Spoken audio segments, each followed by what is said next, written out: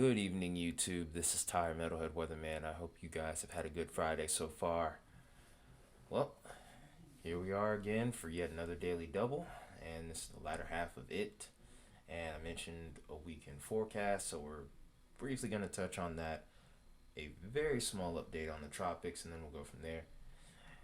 If you like the recent activity, if you like what I've been doing on the channel, please let me know in the comments section. Drop a like and just let me know how I'm doing in general. I mean, if you want to dislike, that's okay as well. But we're mainly here to talk about the weather, so we're going to go ahead and get into that right now.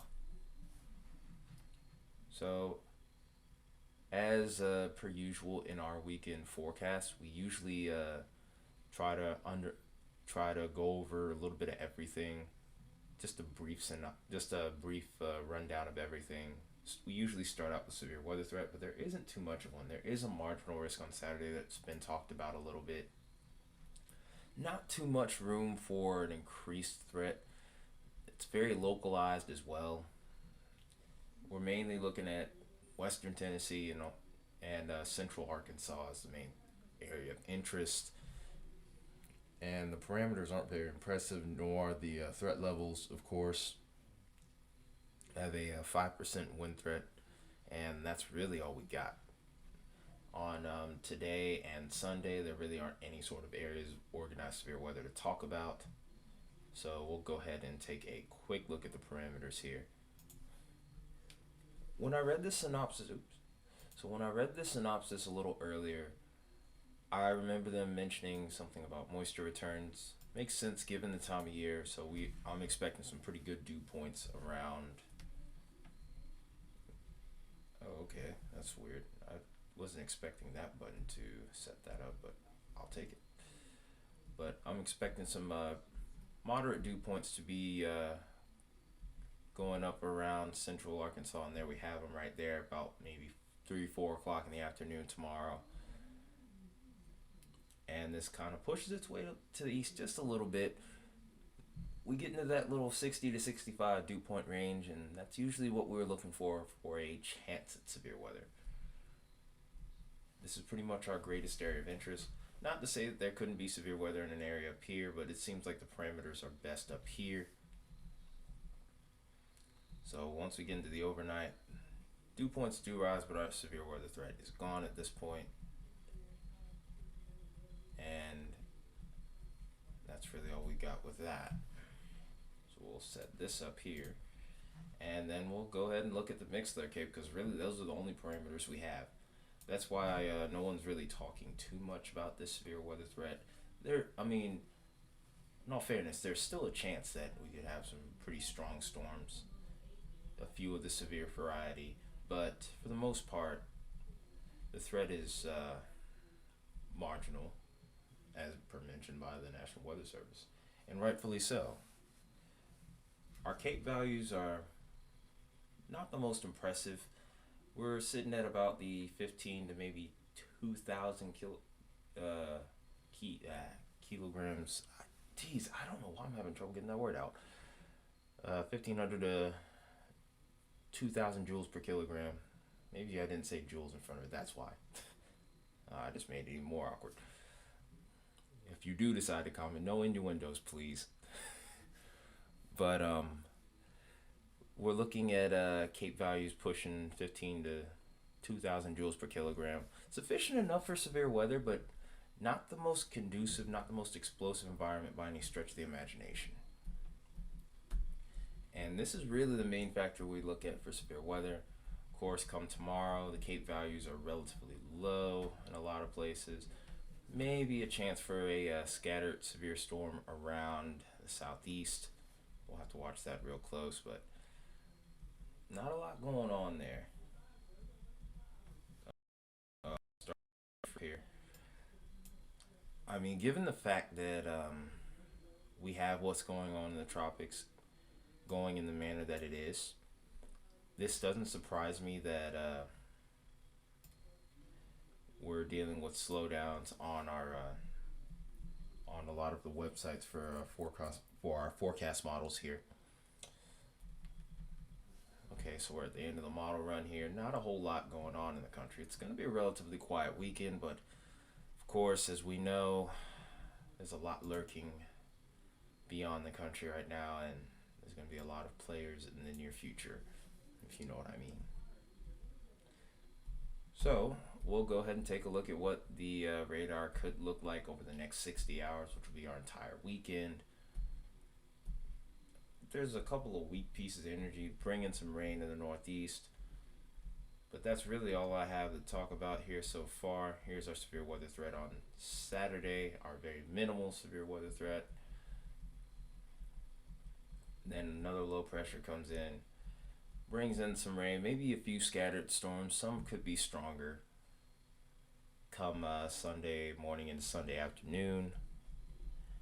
And then once we get into the evening and overnight hours, activity kind of picks up around the northeast. Maybe a scattered severe storm is possible. I won't rule it out, but I'm not expecting a bunch out of it. And then as we head into late Sunday night and early Monday morning, this low really starts to get its act together, and we may start to see severe weather possible on Monday, I would say. So now that we've talked about this, let's go ahead and talk about the thing that everybody's been talking about for the last few days, and that's the tropics. And good grief, what in the world? So we have a historic situation potentially unfolding before us right now. We have Hurricane Fiona keeping her tropical characteristics, by the way, which is incredible considering how far out up to the north and west she is. She's kept her tropical characteristics and has also kept her major hurricane status, which is crazy, while also moving at 40 miles an hour as she heads towards Atlantic Canada here. Newfoundland, Nova Scotia, I hope you guys are ready because time's about up for you guys. The storm is coming, and it's coming with bad intentions. We've seen what she can do in areas like Puerto Rico and Dominican Republic, unfortunately, and it looks like you guys are in the line of fire yet again. So if you haven't, this is your last chance to make any sort of preparation or just get out of there. But whatever you're gonna do, you need to do so quickly. We have Tropical Storm Gadsden hanging around the central part of the Azores now.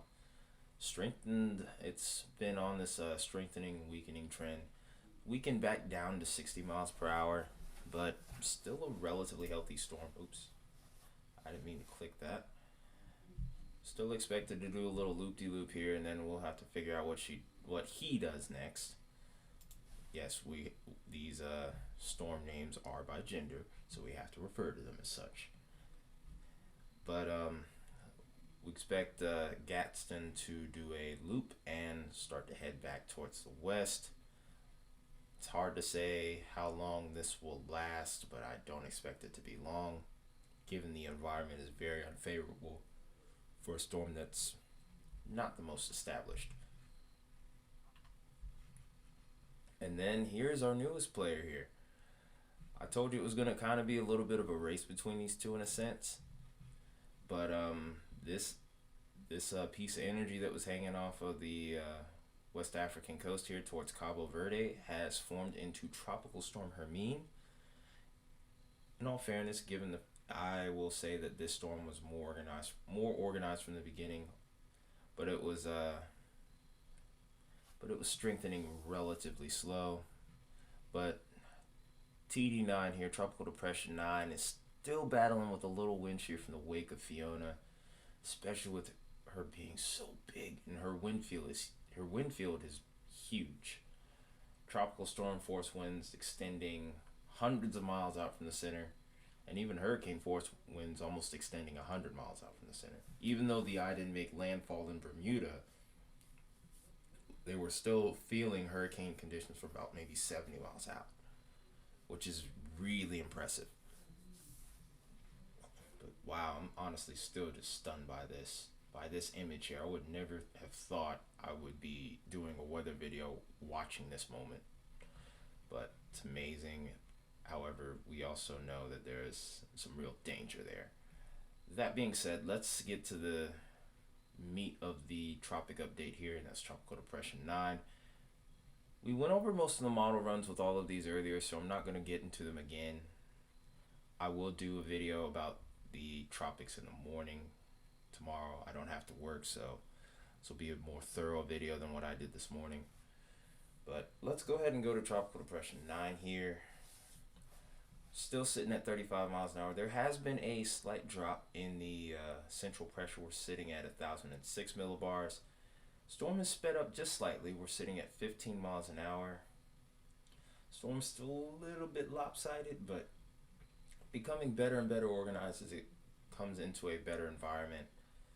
Once we get here within the next 24 hours, I'd say that's when we expect this thing to strengthen pretty rapidly. In fact, the National Hurricane Center, like, they rarely do stuff like this, but when I looked at a cone of uncertainty earlier from I think it was the Weather Channel I was looking at the Weather Channel website, they were showing the National Hurricane Center basically underlining the fact that this is going to strengthen or go through what we call bombogenesis, where a storm will increase its wind speed by 35 miles per hour within 24 hours. So anyone out here in Jamaica, Cuba, Cayman Islands, look out.